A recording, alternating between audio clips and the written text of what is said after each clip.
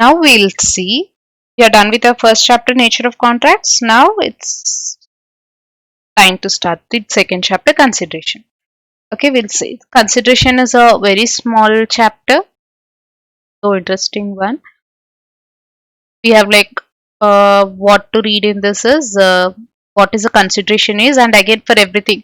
For offer, we have seen the essentials of an offer. For acceptance, we have seen legal rules of valid acceptance. Similarly, for consideration, we have legal rules of valid considerations.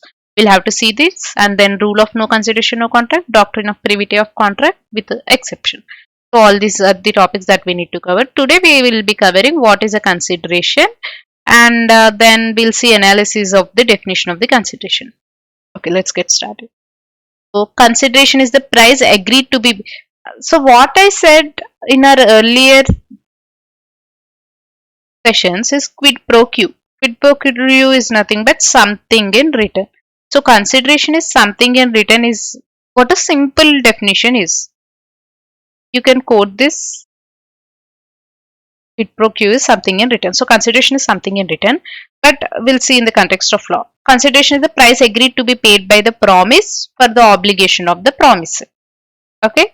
The word consideration was described in a very popular English case of Missa versus Curie. Fine. So what are they saying? Consideration is the price agreed for the obligation of the promisor. Our same favorite example. I'm just quoting this example a lot because maybe while reading, while understanding, or while writing in the exam, you can relate everything to this particular exam, and that will give you example, and that will give you fine. So in this case, consideration is the price agreed to be paid by the promisee. B is the promisee for the obligation of the promisor. What is the obligation of the promisor? Promisor is A, promisee is B. Price agreed to be paid by the promisee, that is B, for the obligation of the promisor. What is the obligation? To sell the car is his obligation. Simple. So this was given in Missa versus Curie. A valuable consideration in the sense of law may consist either in some right, interest, we have seen this earlier, profit or benefit accruing to one party, that is promisor, or forbearance. Forbearance means tolerance, not doing something, not filing a case will be example for this. Detriment is again something like loss, and responsibility given or suffered or undertaken by the other, right? That means one party will have a responsibility and all that, and the other party would be receiving the rights or benefits and all that. A valuable consideration in the sense of law may consist either in some right. Here A has got right to receive rupees 2 lakhs. Okay. And B has got right to receive the car, but B has an obligation to pay rupees 2 lakhs. So that's how it gives right, interest, profit or benefit accruing to one party, or forbearance determines loss or responsibility given, suffered or undertaken by the other. So that is the valuable consideration as given by this Missa versus Curie law. If you can remember this, that's great. You can quote this. Fine. We'll see what section 2 subsection D says. Section 2 subsection D says, when at the desire of the promisor, consideration, this is the very important point, it should be at the desire of the promisor.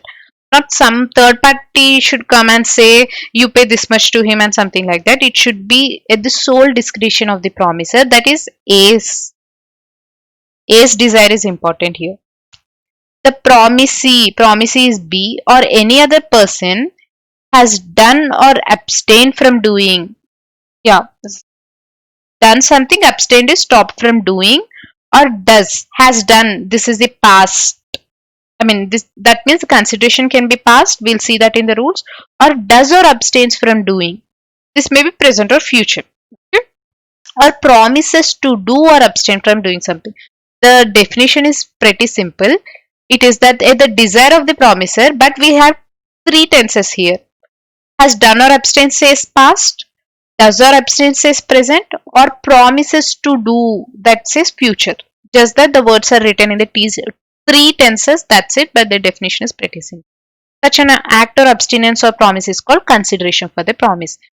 At the desire of the promiser, when any person has already done or stopped doing something, or does at the present moment he does or abstains from doing something, or will promise to do or abstain from doing something, such an act or abstinence is called consideration.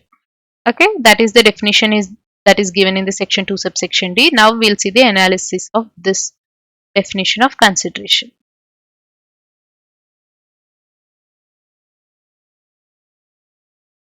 Analysis. What do we have? Consideration is an act doing something, or example, Ajay promises Bhuvan to guarantee payment of price of the goods which Bhuvan wanted to sell on 1 month credit to Chaitanya. Here, selling of goods on credit by Bhuvan to Chaitanya is consideration for Ajay's promise. Okay. What is the example? Ajay promises to pay Bhuvan consideration, which Bhuvan wanted. Maybe Bhuvan wanted some 10,000 on 1 month credit to Chaitanya.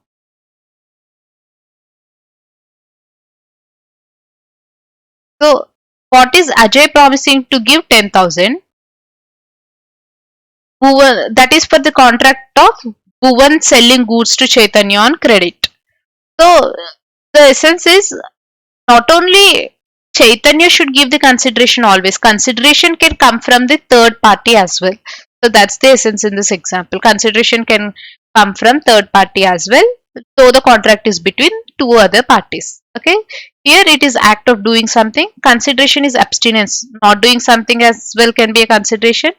Abhishek promises Bharti not to file a suit against him if Bharti would pay him rupees 1 lakh. Here, abstinence on the part of Abhishek would constitute consideration. Not doing something, not filing a case is, again, that can be a consideration. Consideration must be at the desire of the promisor. Even in this example, if you see, Bhuvan desired 10,000. So, consideration should always be at the desire of the promisor. Not some other party should come and say pay this much to him and all that. It should be at the discretion of this particular person. Consideration may move from promisee or any other person. Okay. Here Chaitanya, he is the promiser here to sell the goods on credit. He is the promisee. He is receiving the goods on credit. But if you see, consideration is coming from the other party, Ajay. So that's what they are saying. Consideration may move from either Chaitanya or the other party. Okay, but it should be at the discretion or desire of the B. If Bhuvan wants 10,000, then they should give 10,000. Some other party, price quoted by some other party can't be considered as consideration. I mean, remember carefully, it should be at the desire of the promiser, but it can come from other. Consideration may be present, past, present, or future.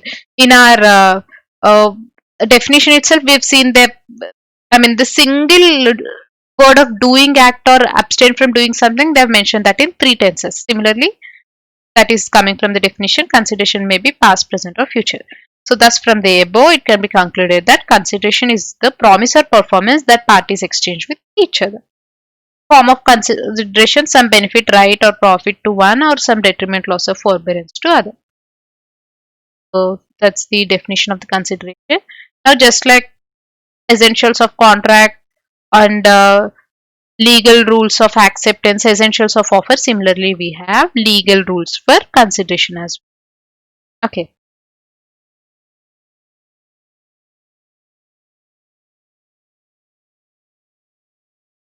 Legal rules regarding consideration. Consideration, the very first rule that I've been constantly repeating since I started saying the definition is that the consideration must be with the desire of the promisor. Consideration must be offered by the promisee or the third party. We've seen Ajay can also give the consideration, or Chaitanya can also. Chaitanya, who is the party to the contract, can give, or Ajay can give. Consideration must be offered by the promisee or the third party at the desire or request of the promisor. This implies written element of consideration. Okay, contract of marriage in consideration of promise of settlement is enforceable. Okay, an act done at the desire of a third party is not a consideration. Desire of a promisor is important. Even in the definition, they say when at the desire of the promisor. Desire of a third party is not a consideration at all. In Durga Prasad versus Velado, there's a case law.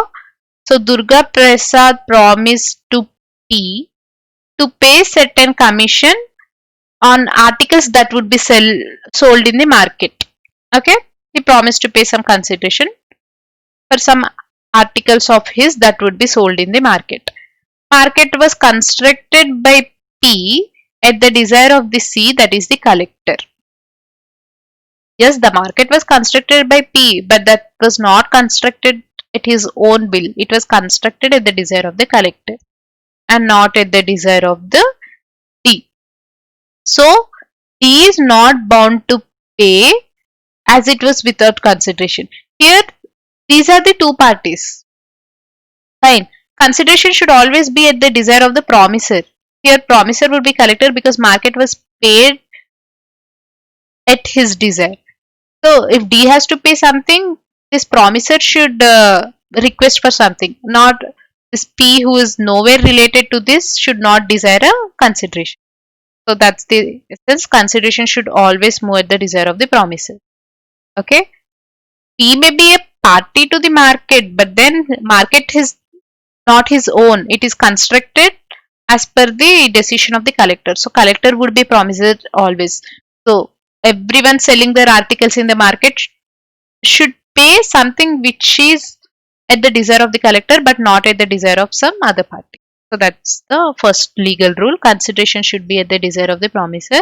And here there's another example. R saves S goods from the fire without being asked to do so. R cannot demand any reward because as the act is done voluntarily, just because saving the goods from fire, you cannot go and demand something. Okay, because it's done voluntarily. No one asked you to do so. You have done and you cannot demand any reward for that. Consideration may move from the promisee or any other person. Yes, we have seen in the case of Ajay Bhuvan that consideration may either be given by promisee or any other party can give the consideration. Okay, in India, consideration may proceed from the promisee or any other person which is not a party to the contract.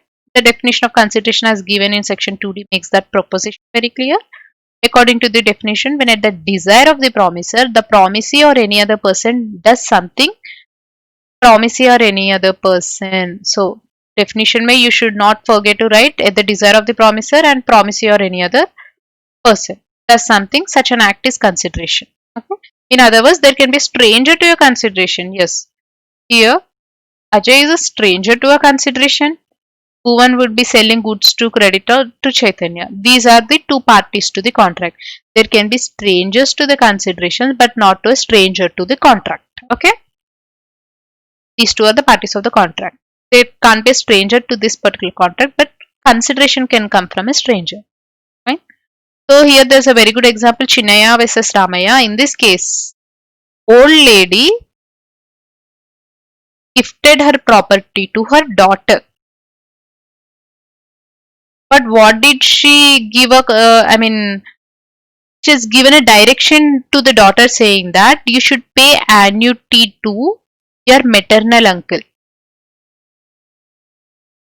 Okay? While gifting the property to the daughter, this was the direction given by the old lady saying that you should give annuity. Pay some every month a fixed amount should be paid to your maternal uncle.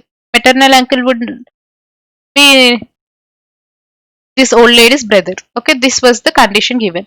What did the daughter do? She executed a contract. Happily, she has executed saying that this old lady would pay annuity to you, something like that. She has executed, but never this annuity was paid by this daughter. Okay, never an annuity was paid.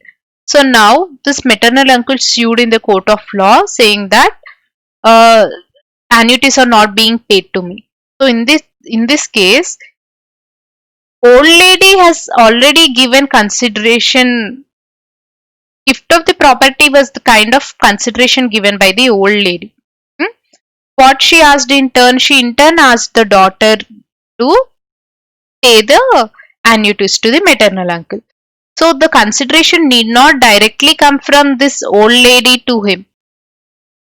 it can come from this, though the contract was between this it's not a contract, it was just a direction that was given that old lady would be paying annuity to the maternal uncle.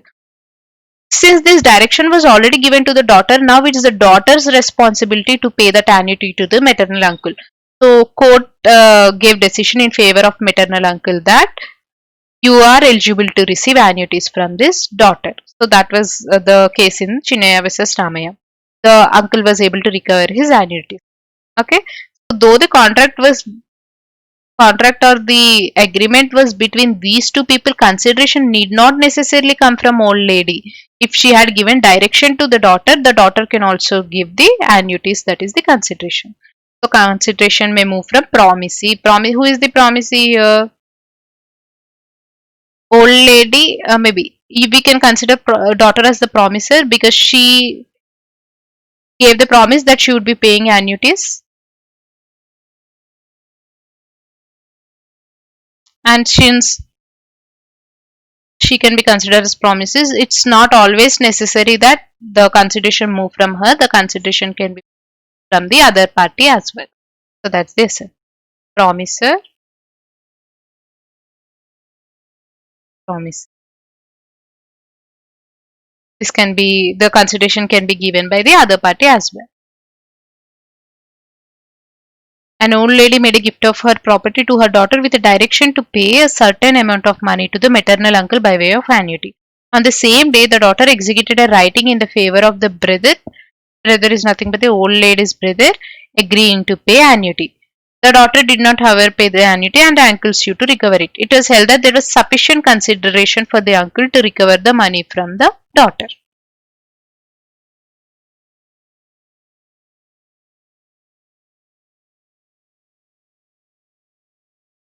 Consideration may be past, present, or future. Yes. I mean, in the very definition itself, we have seen the words has done or abstained from doing says the past tense. Or in order to support a promise, a past consideration must move by a previous request. Okay, it is a general principle that consideration is given and accepted in exchange for the promise. The consideration, if past, may be the motive but cannot be the real consideration of a subsequent promise. But in the event of the services being rendered in the past at the request or at the desire of the promiser, the subsequent promise is regarded as an